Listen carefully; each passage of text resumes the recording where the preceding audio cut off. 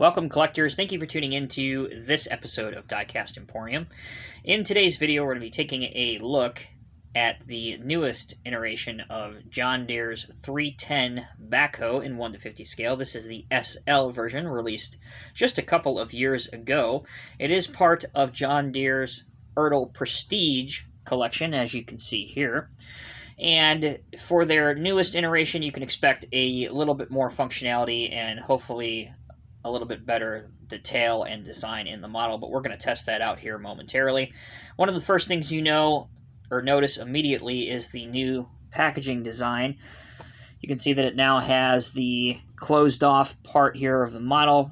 Before, and for years and years and years, a lot of the Ertl 150 scale models would have this portion open and exposed to the elements, so it's nice to see that it is closed off to keep the dust and such away. So hopefully we will see more of that going forward. This model was picked up from a local John Deere dealership, so their parts department item number had this as LP64454. That was their cost. 14 plus adult collectible, again, Prestige Collection Ertl 310SL Backhoe loader. The size of the box has a picture of the real 310, pretty much the same thing on the other side, and on the back there's another picture of the backhoe at work. Down here it says Tommy, Oak Brook, Illinois 60523 USA. Copyright information is down here, and this gives you a brief rundown of Ertl's different series that they do and who it's kind of geared towards. The Precision Elite obviously is their highest end for the serious collector. Obviously those are their extreme high end, and they're very pricey models. Down here you have Collector's Edition Prestige Collection, which is what this is. That's available in 1/16, 1/32, and 1/50 scale. By the way, the Precision Elite is only available in 1/16 scale. The Authentic Series is 1/64 scale, and the Replica Play is available in 1/16, 1/32, 1/50th, and 1/64 scale. And that is very much an entry-level toy, for lack of a better word, geared towards ages 3 and 8 and up. All right. With your mind filled with information, let's begin the unboxing process so we can review the model. What you have to do here is grab one of the tabs, which this is really a job for the pointer tool. You can get this done a lot easier by sticking this pointer in one side, having it pull it out just like that. Now, I have already opened this for inspection prior to shooting the video review. And in doing so, I have removed the pesky flex ties that hold the model down. So luckily, we don't have to cut through those. There is the backhoe. Let's take a very short break. When we come back, we'll have all the packing material and such off, and we'll begin the model's review. So don't go anywhere. We'll be right back after this short intermission. Welcome back, everyone. Thank you so much for sticking with us. All right, so we have the backhoe out of the box. We can begin the review now. First thing that you know immediately is that it's a noticeable step up from previous Ertl models that we've seen recently, and that's a very good thing. Obviously, you still have very noticeable silver bolt heads, which could do with some paint. Obviously, you can tidy that up yourself. Once again, if you go to a Deere dealership, obtain some John Deere gray paint. You can tidy those up, maybe some John Deere construction yellow paint.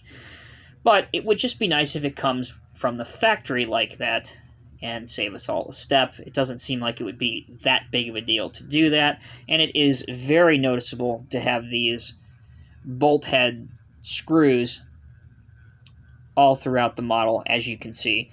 It just detracts from the realism and gives it a toy look rather than a model look.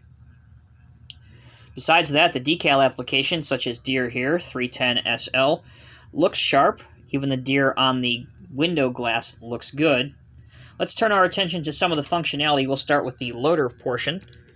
It goes up to a pretty decent range, and it dumps pretty well. My concern is that may not be high enough to clear a dump truck, so let's test that out right now. I have a Diecast Masters Peterbilt dump truck here, which has also been reviewed on the channel. You can take a look at the suggested link on the top of the screen if you want a review of this truck. Let's give this a test, and as I suspected, it's nowhere close to getting over the side of an American dump truck. That's very disappointing. Obviously, if you have a diorama, you can pose the backhoe on a ramp as it's going to dump into the dump truck. But really, with a 310, in the real world, and if this was scaled properly, it should have no problem getting over the side of the dump truck. So it scores negative points there. Let's put the front bucket down. And while we're at it, that allows me to show you that it does have steering, which is functional and works. Turn our attention to the backhoe portion of the backhoe loader. The Outriggers do deploy down. And at their farthest range, it's not enough to hold the machine off of the ground. And this side doesn't even go down even with the ground. As you can see, I'm applying a fair amount of force, and it's not flush with an even surface. Moving towards the backhoe, you can see that it will extend out. The bucket has a decent range of curl out, but the curl in is not the best. As for depth, it really struggles there. As you can see, it will not go down any farther than that. We'll let that rotate so you guys can see that it really also scores pretty negatively on digging depth. There you go. So in terms of Ertl getting the 310 backhoe right on, I don't know, at least their 18th try. We've seen 310 backhoes for the better part of 30 years in 1/50th scale by Ertl, and it just seems as though they can't seem to master the functionality on these models, which is a bit of a shame, because in all actuality they do look okay if you can look past the obtrusive connecting bolts that are all over this model. It's nice to see the functionality with the wheels. It's nice to see other features, such as the opening hood, which at least on mine does not stay open without holding it open or propping it open with something, and slaps back down. But it's features like that that you don't get on other backhoe models, at least not yet. So if Ertl is planning on releasing a 61st version of a 310 backhoe in 1/50th scale, perhaps focus more on the functionality of not only the backhoe portion, the outriggers, the loader arms, making everything a bit more to scale, that you can work on the height, you can work on the depth, so that this will pose well with other 1/50th scale models, especially at the price point of nearly $45. It's time for them to take a significant step forward and join the rest of the club where we see more functional machines.